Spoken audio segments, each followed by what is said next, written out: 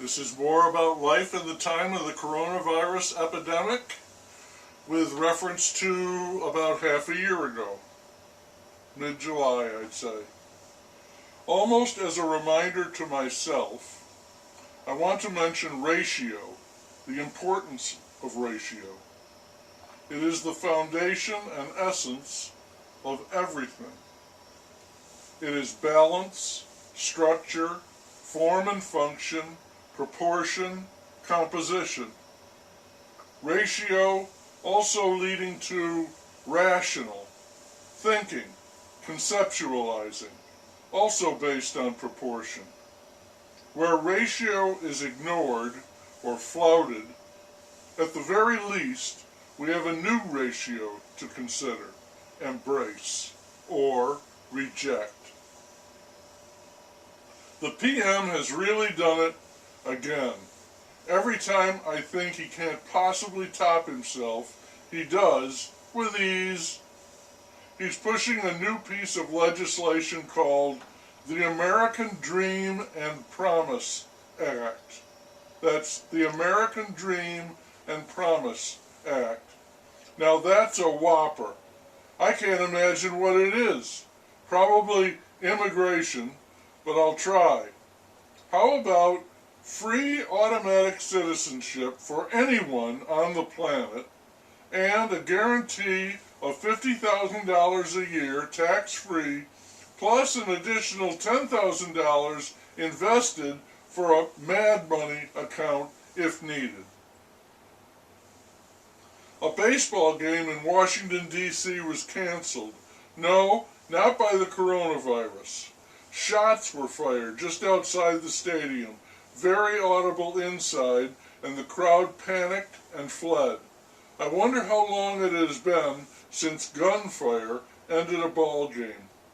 I was listening a long time ago to a game played in Cuba that was stopped by gunshots. In Japan, athletes and staff are coming down with the coronavirus, requiring 14 days of strict quarantine. Officials still say the games are on, but the ground is shaky and the stands empty. Governors in states around us are starting to give health briefings again because the COVID-19 numbers are up. This is a bad sign for several reasons. The worst one is the increased government involvement in our lives. They are now using the word epidemic when the talk is about road rage. The three leading factors in cases of road rage are males, drinking, especially binge drinking, and guns. More people are driving with a loaded weapon on board, and this emboldens them. And if you will combine all three factors, I call that a warning sign.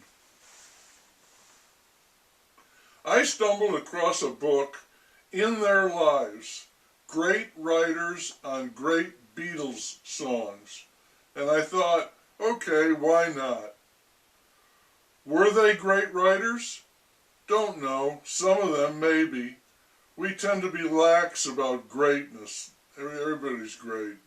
Were the songs great? Some of them, definitely.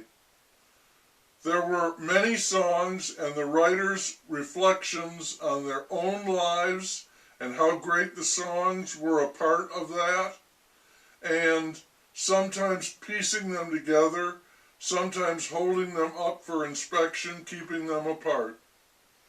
I will say I came away with two distinct things. One was me wondering how in the hell I could have listened to those songs, mostly by John Lennon, and not said out loud, what the hell is that about?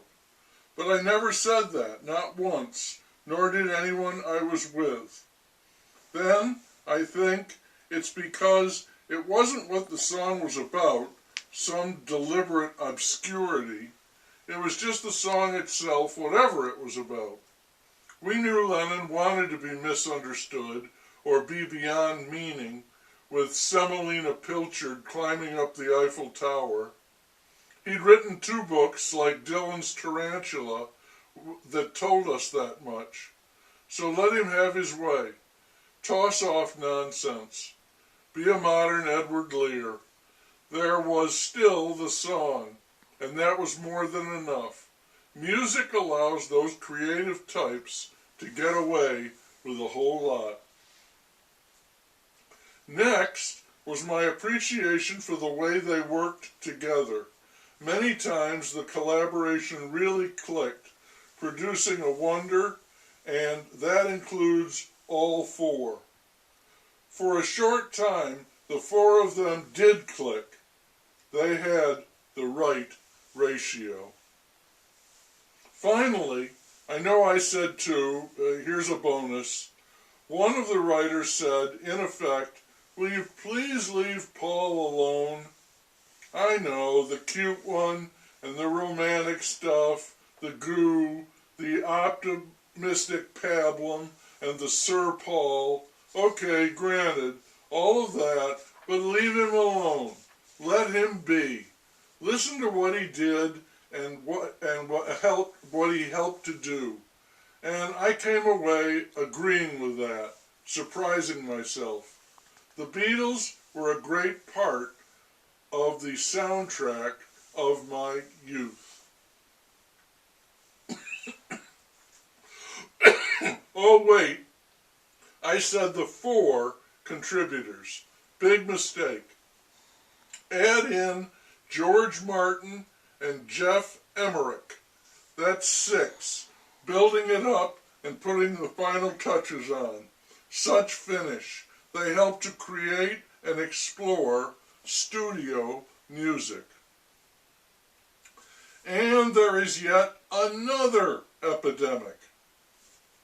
This one is hacking. There is Russia, yes, and China, certainly, the US, of course. And there are also pro-hackers, mercenaries, the best of the best, who sell their highly desirable skill set to the highest bidder and ply their trade, getting rich in the bargain and creating much mischief and consternation, so prized by them. And what can we do? The PM's administration announced charges against 4 hackers in China. And we can do nothing against them legally, and China is probably awarding them medals and more loot. The PM thinks he's a world power.